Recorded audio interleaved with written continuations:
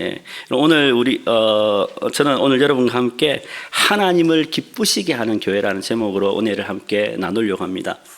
오늘 본문의 말씀 빌립보서 4장 14절로 20절 말씀은 하나님을 기쁘시게 하는 교회의 모습을 우리들에게 보여주고 있습니다. 우리 빌립보서 4장 14절 말씀 우리 함께 읽도록 하겠습니다. 같이요, 시작. 그러나 너희가 내 괴로움에 함께 참여하였으니 잘하였도다.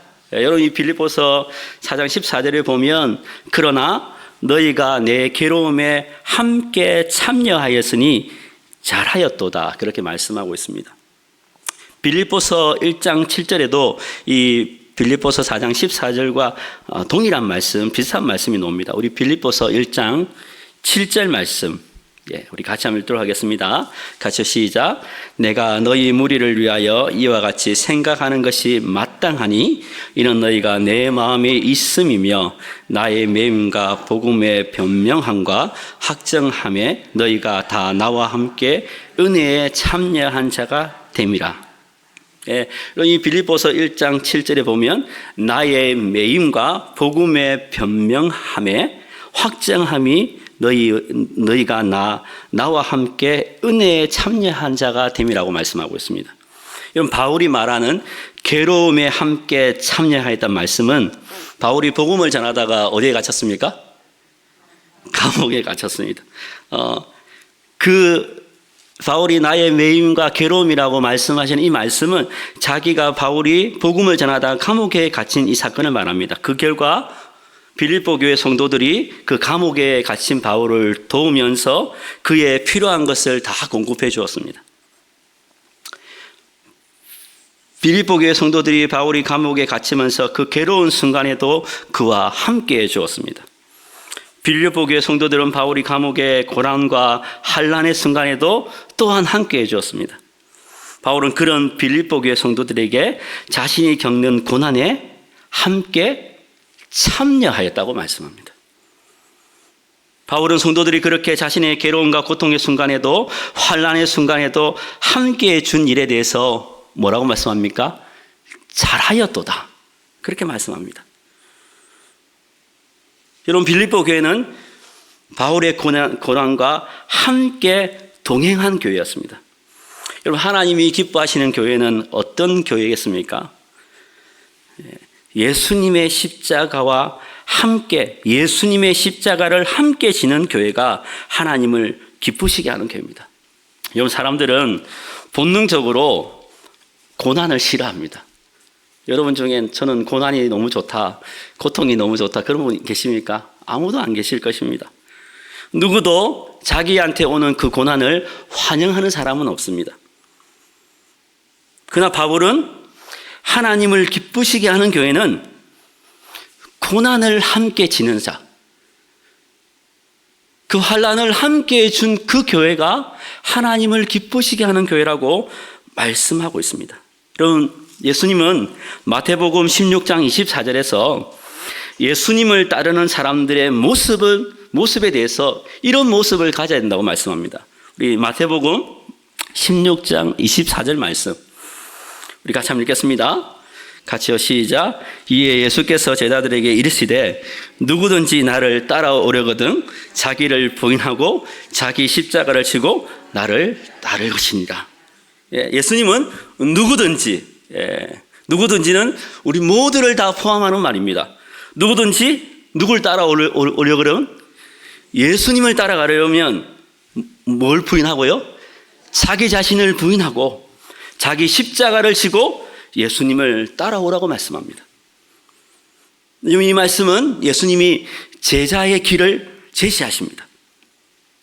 여러분, 예수님께서 자기를 따르는 자는 어떤 사람이라고 말씀합니까? 자기를 부인하는 사람. 자기를 부인한다는 말이 무슨 말입니까? 자기를 부인한다는 것은 자기 중심의 삶에서 하나님의 중심의 삶으로 옮겨지는 것이 자기를 부인하는 삶입니다. 아멘이십니까? 여러분, 이 땅을 살아가면서 하나님을 위해 살아간다고 말합니다. 그렇죠? 그러나 실상은 어떻습니까? 우리를 위해서 각자 살아갑니다. 자기를 위해서 여러분 일하고 오지 않았습니까? 예. 우리는 우리를 위해서 먹고 마십니다. 예. 주를 위해서 먹고 마십니까, 여러분? 예. 우리는 우리를 위해서 운동하고 취미 생활도 하고 친구도 만나고 즐거운 일들을 찾아다닙니다. 예수님은 그런 자기 중심적 삶에서 자기를 부인하는 삶, 하나님 중심으로 옮겨가야 된다고 말씀하고 있습니다. 여러분, 하나님의 나라는 자기를 부인하지 않고는 결코 들어갈 수 없는 나라입니다. 하나님의 나라는 우리가 죄인인 것을 고백하지 않으면 들어갈 수 없는 나라입니다. 여러분, 우리가 죄인이기에 우리는 우리 스스로 우리를 구원할 수 없는 존재입니다. 믿으십니까? 네. 그래서 우리는 이렇게 고백합니다. 하나님, 저는 죄인입니다. 다시 할까요? 하나님, 저는 죄인입니다. 네. 저에게는 예수님이 필요합니다. 네. 그것이 자기 부인입니다. 그렇게 옛자의 십자가에 못 박힐 때 비로소 우리는 십자가에 돌아가신 예수님을 우리는 만나게 되는 것입니다.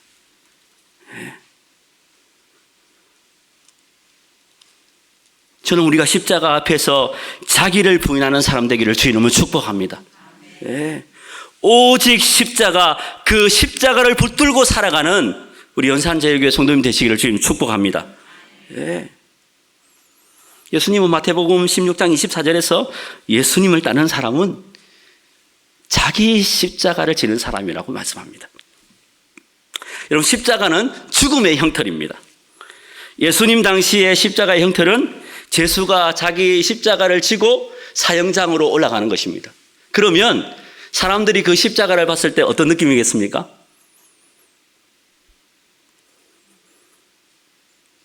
어떤 느낌이겠습니까?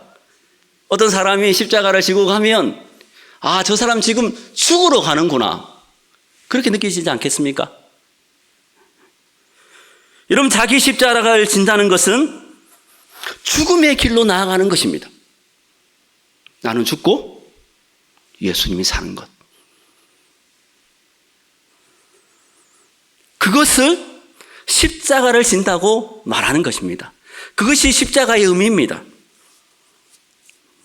예수님처럼 주님의 고통, 그 십자가의 달림에 동참하는 성도, 그것이 그리스도인입니다. 그럼 바울은 빌립보 교회 성도들에게 복음에 참여하고 고난에 참여하는, 자신과 함께 십자가를 지는 그 빌립보 교회를 향해서 잘하였도다, 이렇게 말씀하고 있는 것입니다. 또한 바울은 빌립보서 4장 15절로 16절에서 이렇게 말씀합니다. 15절 16절 말씀 우리 함께 읽도록 하겠습니다. 같이요, 시작. 빌립보 사람들아, 너희가 알거니와 복음의 지초에 내가 마게도냐를 떠날 때에 주고받은 내 일에 참여한 교회가 너희 외에 아무도 없었느니라. 데살로니가에 있을 때에도 너희가 한 번뿐 아니라 두 번이나 나에 있을 것을 보내었도다. 여러분, 빌립보서 4장 15절에 보면 바울이 빌립보 교회 성도들에게 너희가 알거니와 복음의 시초에 내가 마게도냐에 떠날 때에 주고받은 내 일에 참여한 교회가 누구밖에 없다고요? 빌립보 교회밖에 없다고 말합니다. 바울이 복음을 선포할 때, 씨알 무렵을 2차 전도 여행 때 빌립보 교회 사람들에게 복음을 전하고 떠날 때에 빌립보 교회는 바울에게 헌금을 보내주었습니다. 바울은 그 일에 대해서 고린도후서 11장 9절에서 이렇게 말씀합니다. 우리 고린도후서 11장 9절 말씀 우리 같이 읽겠습니다. 같이요, 시작. 또 내가 너희와 함께 있을 때 비용이 부족하였으니 아무에게도 누를 끼치지 아니하였음은 마게도냐에서 온 형제들이 나의 부족함을 보충하였음이라. 내가 모든 일에 너희에게 폐를 끼치지 않기 위하여 스스로 조심하였고 또 조심하리라. 바울은 빌립보 교회 성도들과 함께하는 동안 매우 빈곤한 삶을 살았습니다. 그러나 바울은 성도들에게 불편한 마음, 폐를 끼치고 싶지 않았습니다. 그런 가운데 마게도냐에서 온 여러분 빌립보가 마게도나의 첫 성이거든요. 그 교우들이 바울을 찾아가서 바울의 필요한 것을 공급해 주었다고 말합니다. 바울은 그런 성도들에게 짐이 되지 않으려고 애쓰고 앞으로도 그렇게 살아갈 것이라고 말씀하고 있습니다. 바울은 빌립보서 4장 15절에서 마게도나의 사역 초기의 모습을 떠올립니다. 바울은 급히 빌립보 교회를 떠나 데살로니카에 갈 때 빌립보 교회 성도들이 도와준 것들에 대해서 말씀하고 있습니다.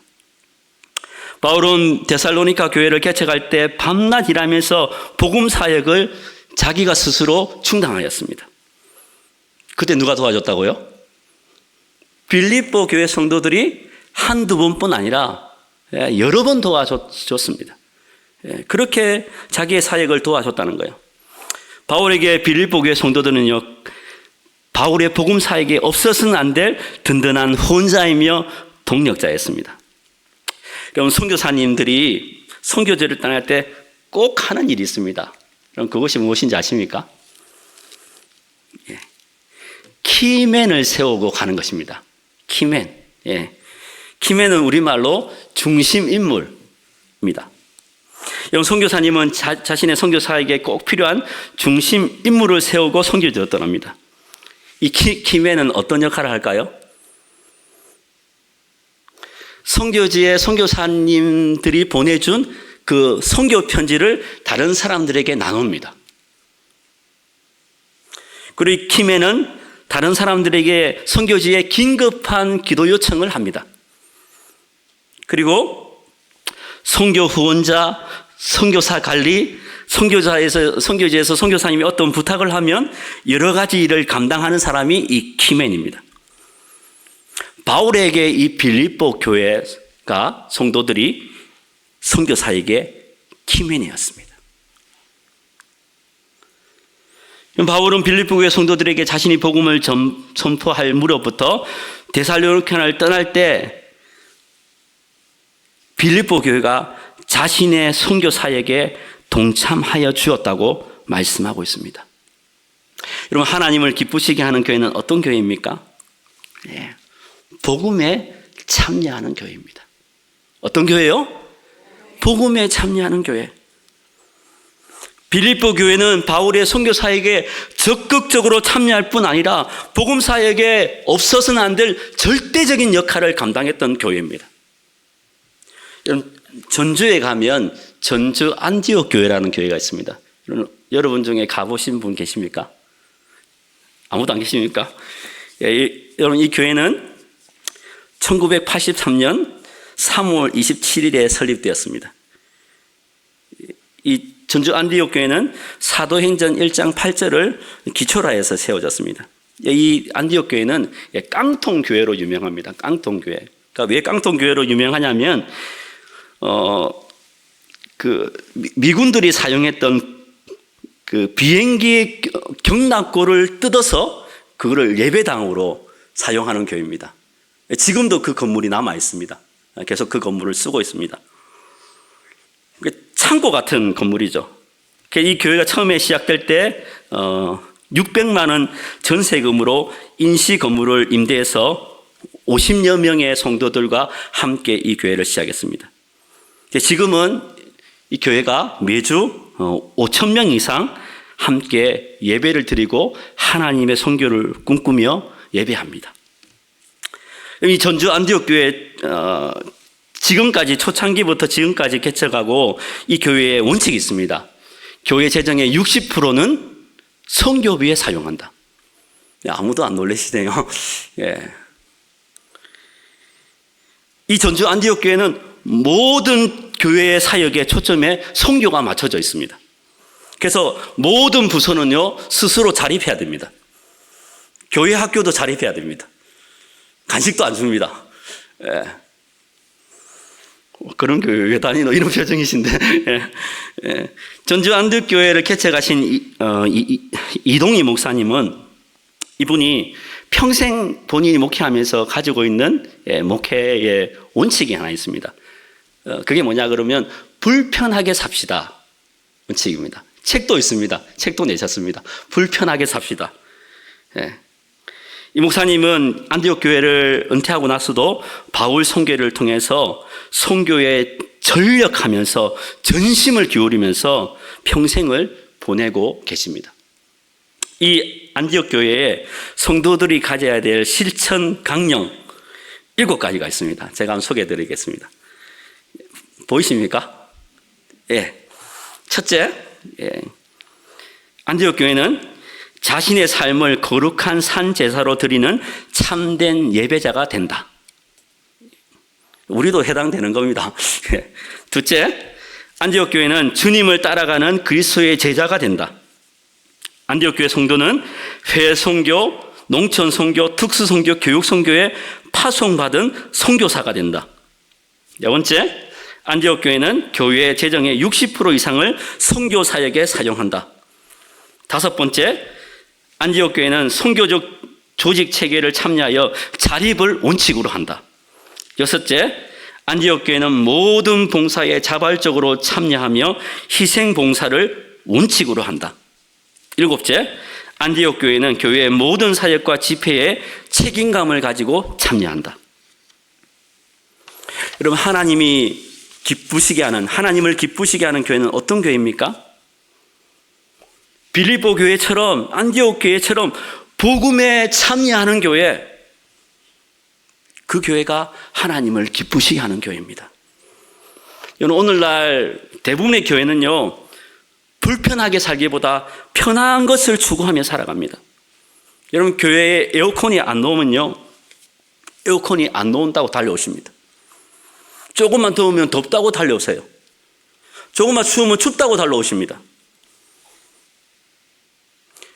대형교회 버스가요, 곳곳을 누비면서 성도들을 모시고 옵니다. 이런 교회는 우리의 육신의 안락과 육신의 편함을 위해서 존재하는 것이 아닙니다. 여러분, 현대교회는 오늘날부터 어느 순간부터 영혼을 구하는 일보다 우리 안에 갇혀서 우리를 즐겁게 하는 일에 더 혈안이 되어 있습니다. 성도들의 편의를 봐주고 성도들의 눈과 귀를 즐겁게 하는데 관심을 더 쏟고 있단 말입니다. 여러분, 교회가 존재하는 이유는 무엇입니까? 여러분, 교회가 존재하는 이유는 잃어버린 영혼을 구원하는 데 있습니다. 교회는 유람선이 아닙니다. 관광하러 오신 거 아닙니다. 교회는 영적 전투를 하는 곳이에요. 항상 전쟁을 위해서 항공모함같이 대기한 영적 전사들이 있는 곳이 교회입니다.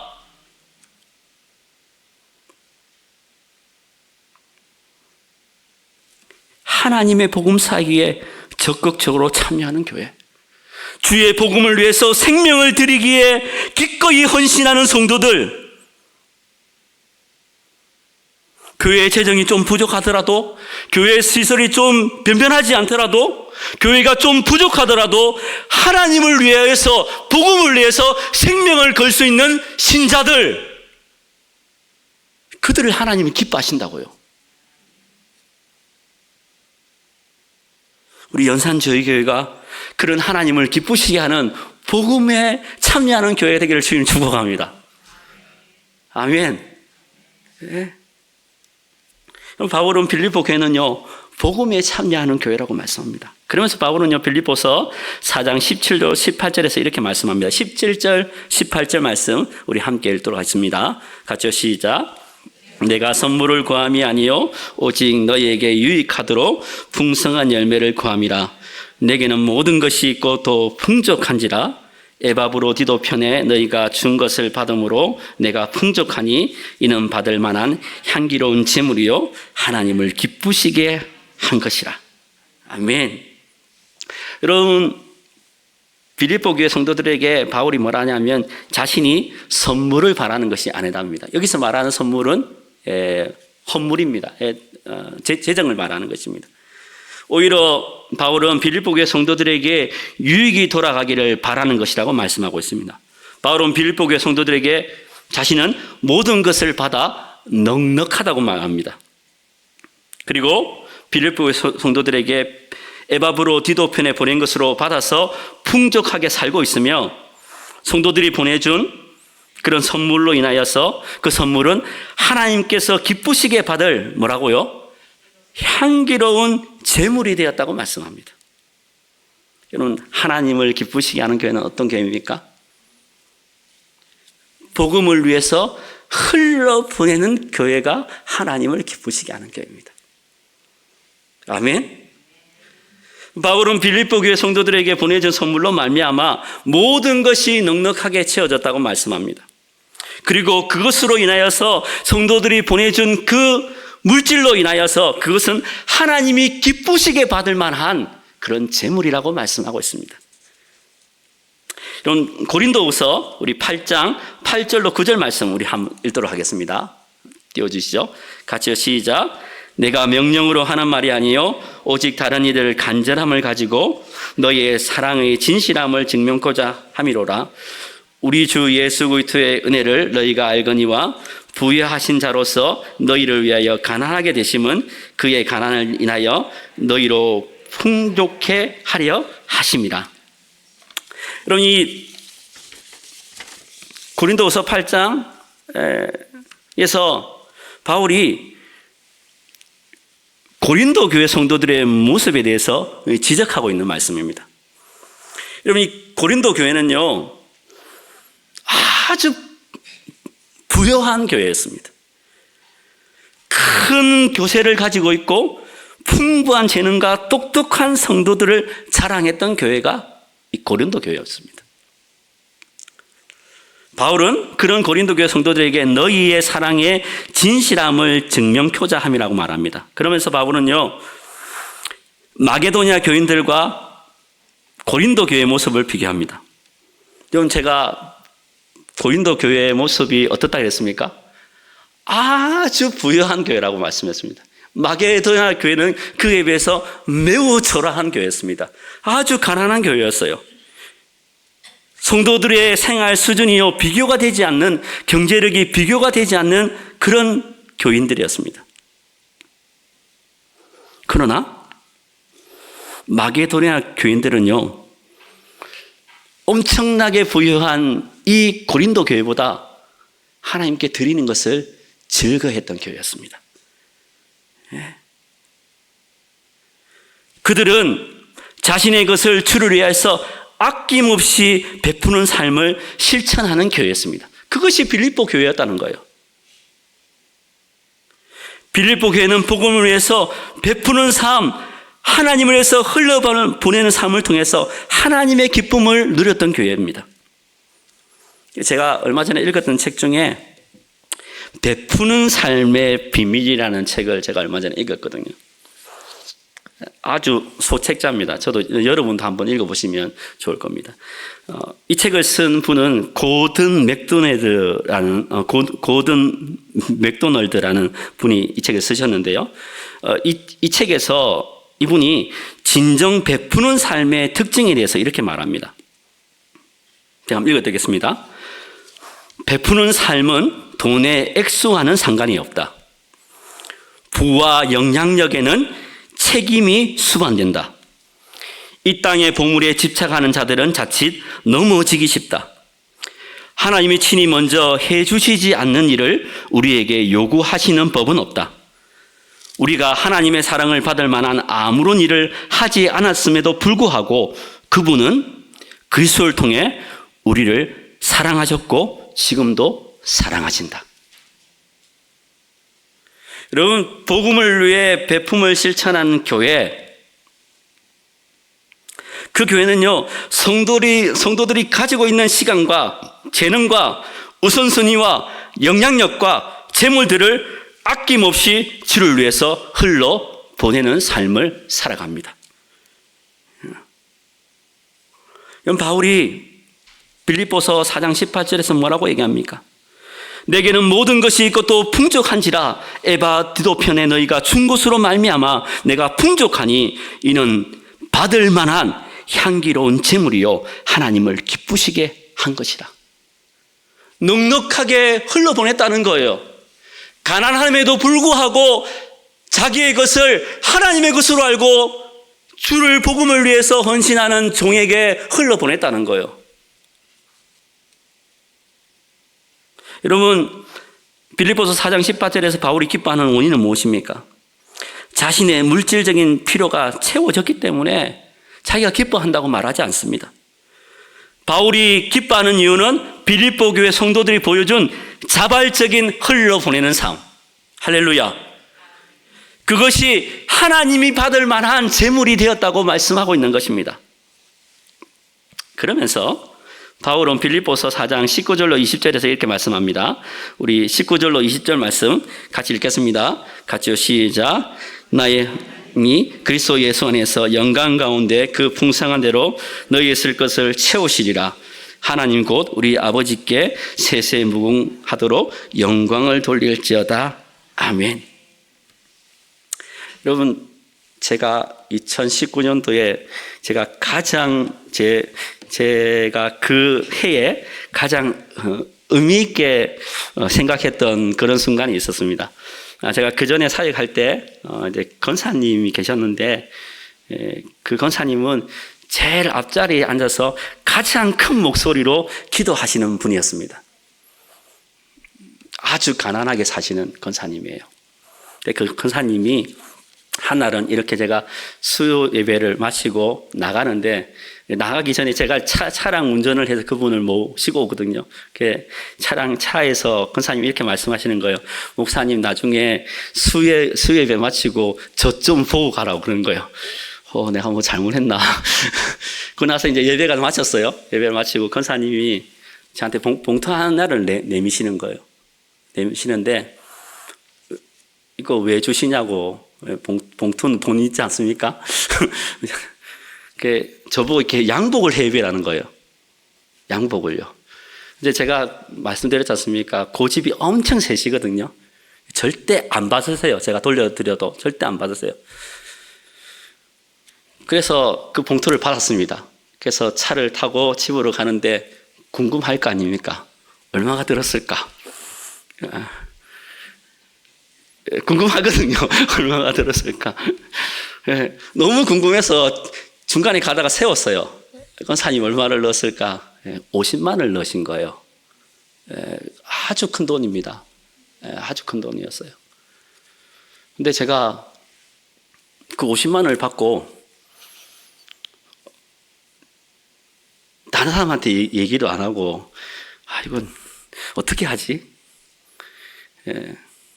그러면서 일주일을 그냥 가만히 있었어요. 그러면서 제가 생각해 보다가, 저 옷 많거든요. 양복에 입는 것보다 의미 있는 것은 이 돈을 가지고 흘려보내는 게 좋겠다, 그런 생각을 했어요.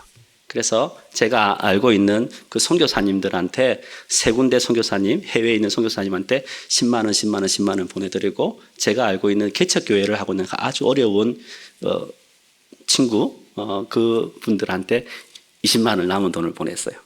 그 내용을 권사님께 보고를 했습니다. 근데 저는 그 돈을 쓸 수가 없었어요. 제가 그 돈을 쓴다고 해서 누가 뭐라 할 사람은 아무도 없죠. 그럼 복음은 무엇입니까? 복음은 받은 것을 돌려드리는 것입니다.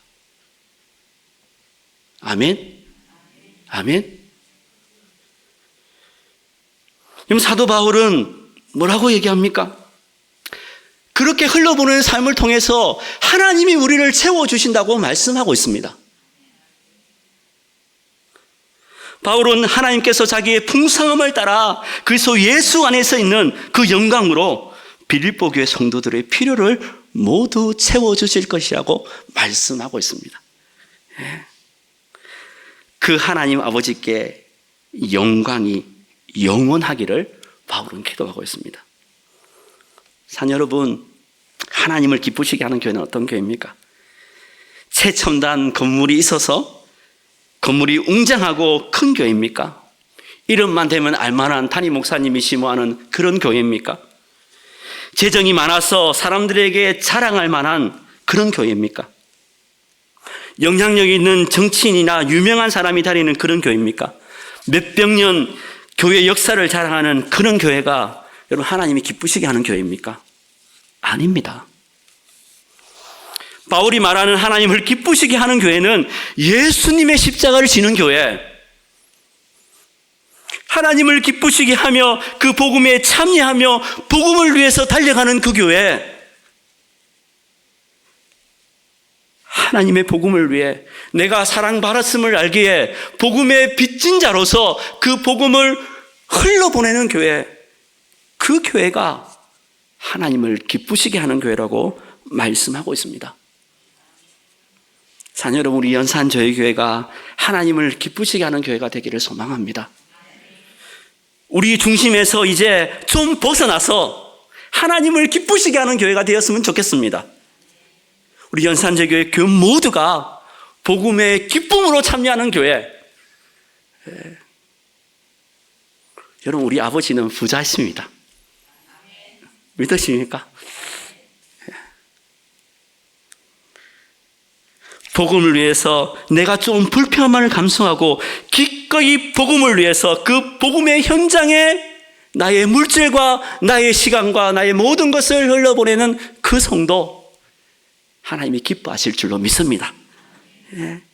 그래서 우리 연산저교회 모든 성도님들이 가는 곳마다 복음의 열매가 가득가득 맺혀지기를 주 이름으로 축복합니다. 그리고 저와 여러분의 삶이 그 복음을 위해서 무엇보다 흘러보내는 삶. 아멘. 그래서 우리의 사랑과 섬김을 통해서 이 지역뿐만 아니라 온 열방과 민족이 주님 앞에 돌아오는 그날을 꿈꾸는 성도, 그렇게 아름다운 하나님을 기쁘시게 하는 교회가 되기를 주의 이름으로 축복합니다. 우리 시간 말씀을 기억하시면서 하나님 아버지 당신의 마음이 있는 곳에 우리 찬양하며 나아가십시다.